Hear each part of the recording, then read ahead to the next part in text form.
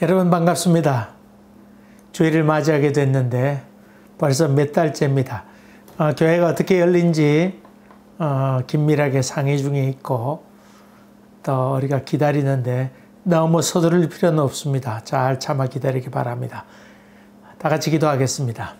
은혜로우신 아버지 하나님, 주일을 더 맞이하게 되는데 우리 마음 가운데 노아의 믿음을 더하여 주시어서 잘 참고 인내하고 하나님께서 문 열 때까지 잘 기다리는 저희들 되도록 인도하여 주시옵소서.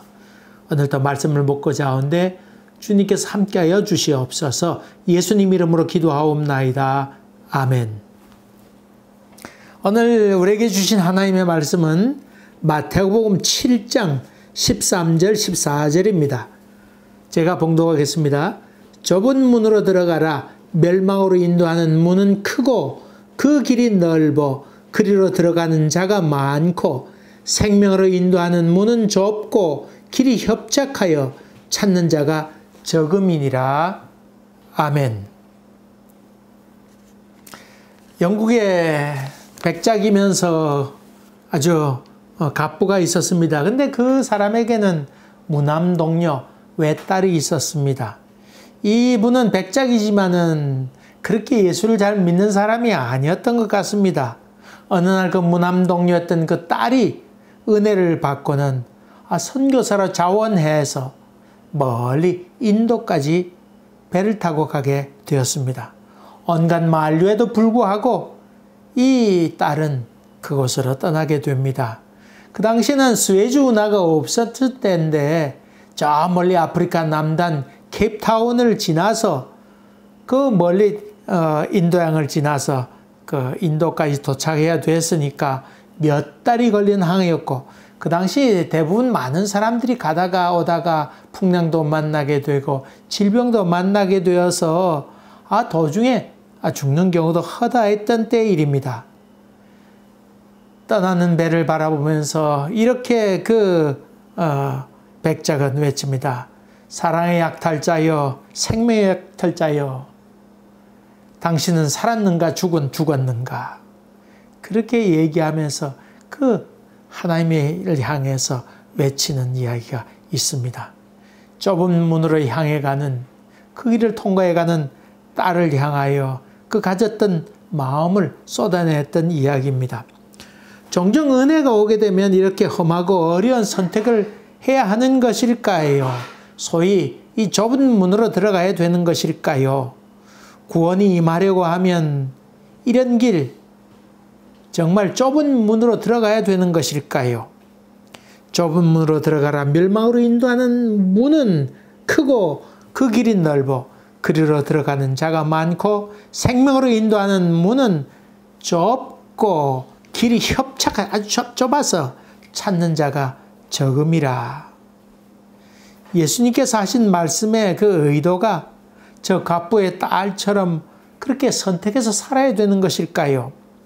젊었을 때 그 대학생 성교회 CCC 활동을 했는데 그때 CCC 총재로 계셨던 김중건 목사님이 그 설교 때마다 했던 말씀이 그 백작의 이야기였습니다. 생명의 약탈자여, 사랑의 약탈자여.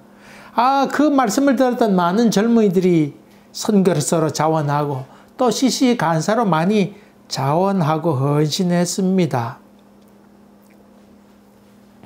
여러분이 잘 아는 거창고등학교 거기에 전영창 교장 있지 않습니까? 그분이 그 학생들 졸업할 때 늘 그렇게 설교했습니다. 여러분, 많은 사람이 가는 기업으로 그렇게 가지 마세요.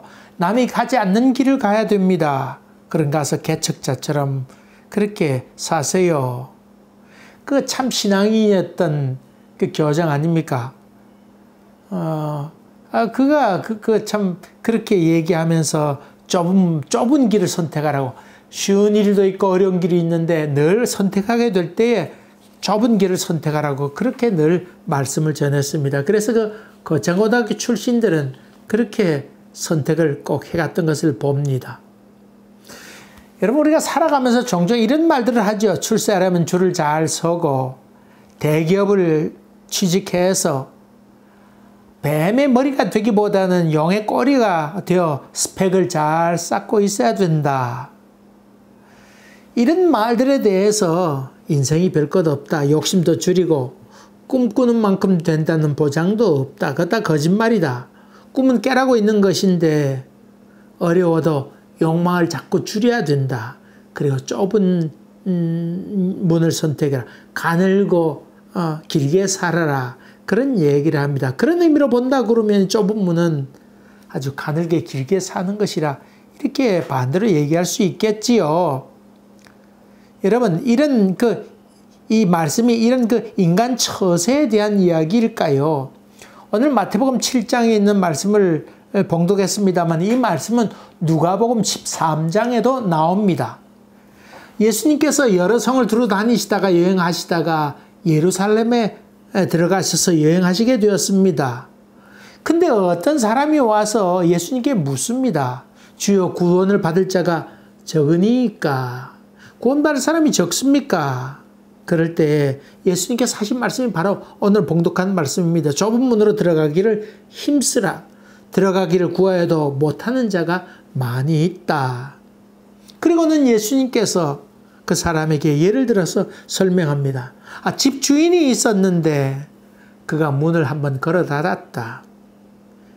너희가 밖에서 문을 열어달라고 문을 두들고 소리쳐도 난 너희가 어디서 왔는지 도무지 모른다. 이때 너희가 우리가 주 앞에서 먹고 마시고 하지 않았습니까? 또 주님께서 그 길거리에서 우리를 가르치지 않았습니까? 그런데 우리는 모른단 말입니까? 그렇게 얘기하자 예수님께서는 난 널 도무지 모른다. 이 행악하는 모든 자들아, 예수님의 분노가 거기 나와 있습니다. 나를 떠나라. 그렇게 말씀하십니다.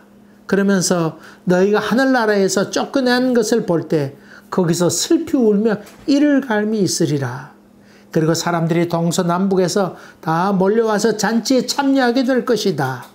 보라, 먼저 된 자가 나중되고 나중된 자가 먼저 될 자가 있다. 다시 말하면 이 구원에 대해서 그 누구도 단정지어 얘기할 수 없고 너희가 보는 관점에서 판단 내리기 어렵다고 하는 것을 설명하고 있습니다.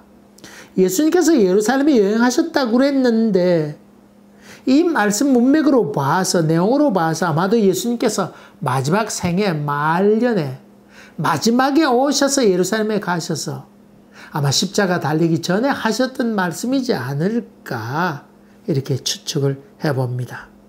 그러므로 좁은 문으로 들어가기를 힘쓰라. 여러분, 이 말씀은 광고의 선전 문구와 같은 그런 귀절이 사실 아닙니다. 또 고난과 어려움을 참고 직장생활 잘 하라고 하는 그런 말도 사실 아닙니다. 어려워도 좁은 길을 걷다 보면 쨍하고 해 뜰 날이 있을 거라고 하는 유행가처럼 그런 내용의 얘기도 아닙니다. 이 좁은 문으로 들어가라고 하는 말은 아름다운 미사오구도 아니고 처세술에 관한 이야기도 아니고 사실은 진지한 구원에 관한 말씀입니다. 어떻게 하면 성공할 것인가 하는 얘기가 아닙니다. 어떻게 하면 하늘나라에 들어갈 것인가 하는 보다 근원적인 물음이고 천국에 들어가고 못 가고 영생이냐 아니냐 하는 참 귀한 결단의 이야기인 것을 봅니다. 여러분이 이게 좁은 문으로 들어가라 하면 생각나는 책이 있지요. 앙드레 지드가 썼던 좁은 문. 이 내용 가운데는 제롬이라고 하는 사람이 주인공이 나오는데 그는 12살 때 그 아버지를 잃어버립니다. 의사였던 아버지가 그만 죽게 되었는데 그 이후로 외가 쪽으로 여름 방학 때마다 외가 쪽으로 종종 놀러 가게 됩니다. 거기서 그 2살 위였던 알리사라고 하는 그 누나가 있었고 또 자기보다 2살 어린 줄리엣이라고 하는 여자애가 있었습니다. 그 두 애가 있었는데 이렇게 같이 외사촌 관계지요? 그렇게 지냈었습니다. 첫째 되는 알리사는 아주 정숙하고 착하고 얌전하고 그런 사람이었고 줄리엣은 아주 말괄량이었습니다. 근데 그 알리사의 엄마가 그 바람이 나서 젊은 장교하고 바람이 나서 그렇게 놀아나는 것을 보게 됩니다. 이 장면을 보았던 그 첫째 딸 알리사는 골똘히 생각도 하고 신앙에 대해서 더욱더 깊이 생각하면서 어떻게 하면 깨끗이 살아갈까, 그런 그 마음의 결심도 하고 그렇게 점점 신앙으로 빠져들게 됩니다. 보다 더 청순하고 깨끗한 삶을 살게 됩니다. 어느 날 그 제롬과 함께 알리사가 주일 예배를 드리러 교회 가게 되었는데, 그때 설교 내용이 바로 좁은 문으로 들어가라. 이 설교를 듣고는 깊은 감동을 받게 됩니다. 근데 이 설교를 들었던, 좁은 문으로 들어가라고 하는 설교 말씀을 들었던 제롬은 이 고난을 이겨내고 하나님의 길에 잘 이르게 되고, 그렇게 되면 거룩한 삶을 살게 되면 알리사와 결혼하게 될 것을 생각하게 되고, 그렇게 되면 좋겠다고 하는 믿음을 간직하게 됩니다. 그리고는 어느 날 그 알리사에게, 자기보다 2살 연상인 그 알리사에게 사랑한다고 그렇게 고백하고 결혼하자고 얘기하지만은 알리사는 거기에 반응을 하지 않습니다. 하는 수 없이 군대에 가게 되고, 군대에 갔다가 그 알리사에게도 편지를 쓰게 되는데, 알리사가 이런 답장을 해옵니다. 우리는 하나님의 안에서 하나이고, 우리는 행복을 위해서 태어난 사람이 아니고 거룩함을 위해서 태어난 사람이라고 얘기하면서 거룩한 삶을 추구하겠노라고 그렇게 얘기합니다. 군대에 다 마친 이후에 3년 후에 만나게 되는데, 참 알리사는 거룩한 존재로 변해 있습니다.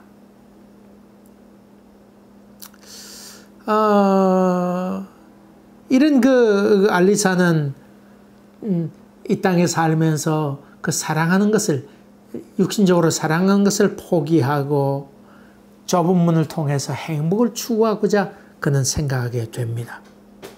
근데 이렇게 만났는데 목에 보았더니 목걸이에 수정 목걸이가 없었습니다.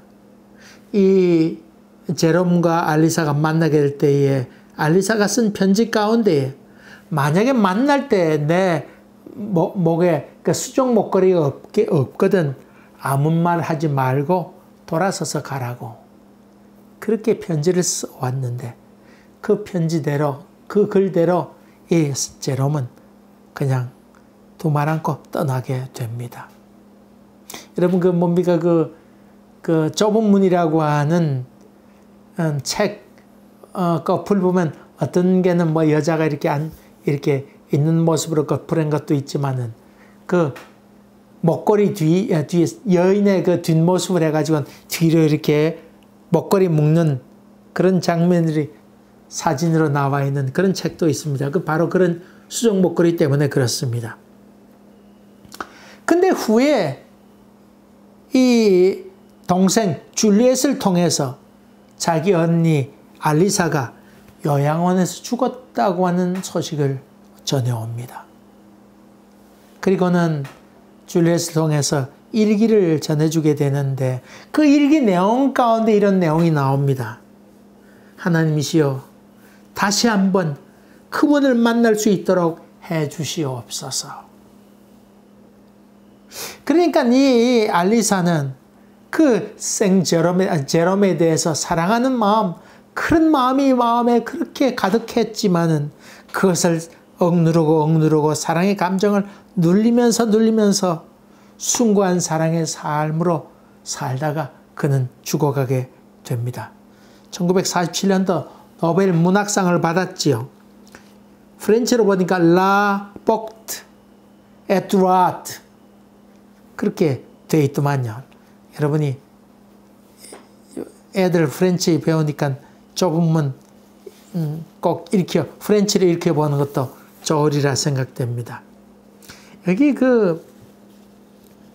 이 좁은 문으로 들어가라고 하는 말은 매우 종교적인 이야기란 말씀을 드렸는데, 그러면 이 앙드레 지드의 그 좁은 문이나 아니면 인도 선교사로 갔던 이 딸처럼 그렇게 살아야 좁은 문으로 들어가는 것이고 구원에 이르는 길일까요? 사실 그 앙드레 지드가 이 좁은 문에서 말하고자 하는 것은 그렇게 경건한 삶, 감정을 포기하고 사랑도 포기하는 것이 과연 좁은 문이냐 하는 질문이기도 합니다. 마침내 요양원에서 마음으로는 제롬을 사랑하고 그리워하면서 죽어가는 것, 그것이 과연 좁은 문인가 하는 질문입니다. 물론 사명이 있으면 다 뿌리치고 선교사로 떠날 수 있게 되고 또 뭐 어떤 수도원 같은 데 생활할 수 있겠습니다만은 또 어떤 사명이 있으면 무남동녀였지만은 질병의 고통 또 바다의 위험 그런 것을 극복해내면서 갈 수 있기도 합니다만은 과연 그런 것이 좁은 문일까요? 하는 질문입니다. 누가복음 10장, 13장에 있는 말씀으로 봐서 이 좁은 문이라고 하는 것은 자기가 행한 모든 선행을 기억하지 아니하고 지극히 당연한 삶을 사는 것. 내가 이것도 하고 저것도 하였습니다. 그런 것도 아닙니다. 천국의 보물을 쌓으려고 하는 그런 마음조차 없는 세계. 그런 것을 의미하는 것 아닐까요? 이런 것 하고 저런 것 해서 하늘에 상급을 쌓아야지. 내가 이렇게 열심히 살면 우리 후손들이 잘 될 것이다. 그런 생각조차 하지 아니하는 세계. 내가 이렇게 하면 내 자식들이 복 받을 거야. 이런 생각들을 많은 그리스도인들이 하잖아요. 근데 그런 생각을 하는 것이 아니고 그냥 있는 보상을 바라지 아니하는 선행. 내가 이렇게 헌금도 하고 이런 선행을 하면 하나님께서 내 기도 들을 거라고 하는 그런 생각. 또 이렇게 하면 하나님께서 기뻐하실 거야. 이런 생각조차 없이 불쌍한 사람을 볼 때 불쌍히 여기고 도와야 될 사람 보게 될 때 아무런 바랄 것이 없는 선한 사마리아인처럼 그렇게 순수한 마음으로 봉사하는 것. 이것만이 남는다고 하는 그런 의미입니다. 종종 우리 교인들 보게 되면 물론 다 마찬가지겠습니다만은 있는 사람들끼리 주고받고 하고 이렇게 잔치도 벌이고 이렇게 합니다만은 예수님께서 그랬잖아요. 이방인들도 그와 같이 하느니라. 정말 믿음의 눈이 띄어지게 되면 강도 만난 사람이 누구인지를 보게 되고 저들을 어떻게 하면 도울까 하는 애통하는 마음, 그런 마음으로 남을 은밀한 가운데 도와가는 것. 여러분, 얼마나 많이 도왔느냐, 얼마나 많이 적게 도왔느냐, 얼마나 많이 헌금했느냐, 얼마나 많이 돈을 많이 내서 도네이션 했느냐, 그것도 그렇게 의미가 없습니다. 난 도무지 아닙니다. 주님만 있으면 됩니다. 그 마음으로 다른 모든 것들은 다 잊어버리는 그런 삶, 그런 것을 의미합니다. 믿는 것과 행하는 것에 하나가 되어 그랬는데 사실 믿는 것이냐 행하는 것이냐 그런 차별도 둘 것도 없이 아무 구분 없는 삶, 사실 어떻게 보면 참 어려운 길이라고 봅니다. 이것을 의미하는 것이 좁은 길입니다. 배는 항구에 정박해 있을 때 안전할 수 있습니다. 그러나 정박하는 것이 목적은 아닙니다. 험한 파도를 만난다 할지라도 어려움이 있다 할지라도 목표를 향해 갈 수 있는 세계, 그게 배의 사명입니다. 제가 종종 보는 프로그램 가운데 하나는 TV는 사랑을 싣고입니다. 엊그제 그 김창옥 교수라고 소위 그 유튜브 상에서나 아니면 TV 상에서 소통에 대해서 많은 공연을 하고 많은 강의를 하는 교수이고 서울여대의 교수로 있는 분입니다. 그분이 어릴 때 그 참 많은 어려움을 겪었지요. 그 아버지가 청각 장애인으로 이렇게 있었는데 그가 제주도에서 살다가 이렇게 서울로 오게 되었습니다. 그가 사실은 그 대학에 삼수까지 했지만 떨어지고 결국은 해병대학에 들어갔다고 그러대요. 해병대학. 소위 해병대에서 군생활을 다 마치고 그리고는 이렇게 해서 안 되겠다 생각해서 그래도 엄마가 식구 중에 한 사람은 대학 보내야 되겠다 생각하셨기에 어쨌든 서울 와서 잘하는 노래를 공부해서 대학에 들어가게 됩니다. 근데 참 뭐 아무것도 먹을 것이 없고 학비는 대줬지만 먹을 수 있는 길이 아무것도 없었는데 마침 자리를 구해서 그 성가대 노래하는 파트로 이렇게 들어가게 되고 교회 성가대 지휘를 나중에 맡게 되었습니다. 먹을 것도 없고 아무것도 없는데 근데 그때 참 도와주었던 사람이 있었습니다. 그래 김창욱 그 교수가 찾는 사람은 그때 자기에게 도움을 주었던 키 큰 두 부부 이제 그 사찰이었던 오집사 키가 컸다고 그랬는데 그 두 부부를 만나고 싶다고 그렇게 얘기합니다. 참 있을 곳이 없었는데 그 사찰에 있던 집 옆에 그 창고가 있었는데 창고에 있는 짐을 다 덜어내고 그 김창옥을 거기서 거할 수 있도록 그렇게 해줍니다.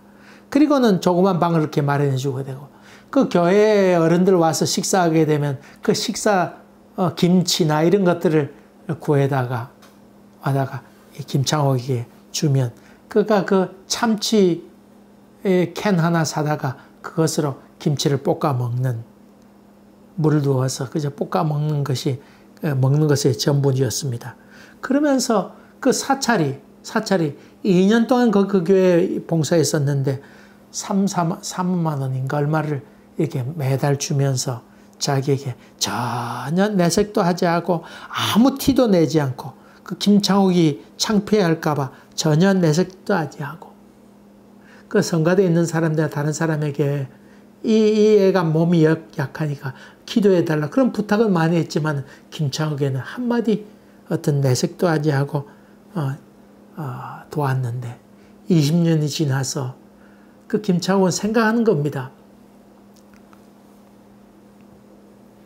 그래서 그 자기를 도와줬던 그 키 큰 사찰을 찾아 나서게 되는데 보았더니 부인은 영주의 무슨 교회에 목사가 되어 있었고 부인 신학 공부를 해서 남편은 오지 않았어요.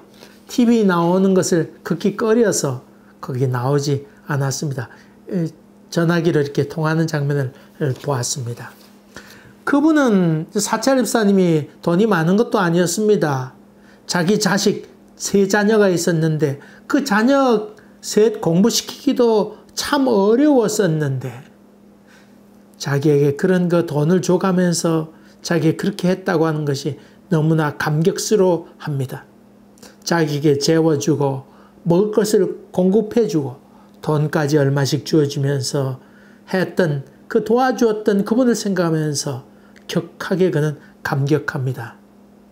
저는 그것을 바라보면서 그 TV를 사랑을 싣고를 보면서 내가 영주에 살면 그분이 담임하는 교회에 가야지 출석해야지. 사람이 20년 지났어도 기억하고 더욱더 마음가운데 생생히 기억된다고 하면서 꼭 만나고 싶다고 떠나면서 제대로 인사도 못했노라고 그렇게 얘기하는 걸 보면서 인간도 그 사람을 만나고 싶어 하는데 하나님은 그 사람을 기억지 아니할까. 구원을 이루어가는 것은 대단한 물질 봉사나 선교사가 된다거나 수도원적인 삶을 요구하는 것이 아닙니다. 사실은 주어진 삶에서 한 그릇만 더 내딛는 것입니다. 어마어마하게 벌어서 하나님께 바치는 사업을 하겠다고 하는 것 다 의미가 없는 이야기입니다. 그냥 더불어서 이웃과 함께 어려움을 만난 사람이 있으면 더불어 살고 함께 나누는 것, 그것이 바로 좁은 문으로 들어가는 것입니다. 선전하거나 알릴 것도 아닙니다. 그저 강도 만난 이웃을 만나고 그들과 함께 살아가기에 힘쓰는 것, 그것이 좁은 문으로 들어가는 것입니다. 저는 생각하면서 나도 은퇴하게 되면 그 목사님 교회에 그 사찰로 들어가야 되겠다 하는 마음이 들 정도였습니다. 여러분, 이렇게 산 사람은 인간적으로도 인생 성공한 사람 아니겠습니까? 하물며 하나님께서는 그것을 기억지 아니하실까요? 저는 이렇게 생각합니다.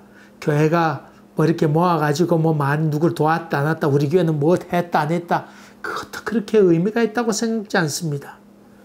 여러분이 있는 곳에서 누가 강도 만난 사람인가를 관찰하고 보게 되고, 그리고는 이야, 저 사람 참 어렵겠구나, 그런 것을 보게 될 때 기꺼이 여러분의 주머니를 털어서 모르게 남을 돕는다고 하면 참 좋은 교회이고 살아있는 교회이고 하나님께서 함께하는 교회라고 그렇게 믿습니다. 하나님께서 말씀하신 좁은 문은 대단한 문이 아니고 있는 그대로의 문입니다. 이런 문이 여러분에게 다 들어가신 은혜가 있기를 주의 이름으로 간절히 기원합니다. 기도하겠습니다. 은혜로우신 주님, 모든 장벽을 허물고 오직 하나님 앞에 서가고 우리의 살아가는 모든 것들 다 잊어버린다 할지라도 난 주님 한 분만으로 참 기쁩니다. 그러면서 이웃과 더불어 살아가는 좁은 문으로 들어가는 믿음의 사람들 다 되도록 함께하여 주시옵소서. 예수님 이름으로 기도하옵나이다. 아멘. 감사합니다. 또 하나님의 은혜가 여러분 가정 가운데 함께하게 되기를 원하고, 서두르지 말고 비교하지 말고 그렇다고 중단하지 말고 기도 생활 하시면서 잘 인내하시길 바랍니다. 아, 나는 안 걸리겠지 그렇게 생각하지 마시고 조심해야지 이렇게 하면서 잘 인내하시면 아마 여러분 생애가 복되리라 생각됩니다. 미국 같은 경우에는 교회에서 확진되는 율이 지금 엄청나게 많이 퍼지고 있다고 하는 소식을 들었습니다. 여러분 조금 더 인내합시다. 서두르지 맙시다. 조금 더 기다리고 교회가 전염병의 온상이 되지 않도록 그렇게 여러분이 잘 조심하는 것도 좁은 문으로 들어가는 것이기도 합니다. 감사합니다.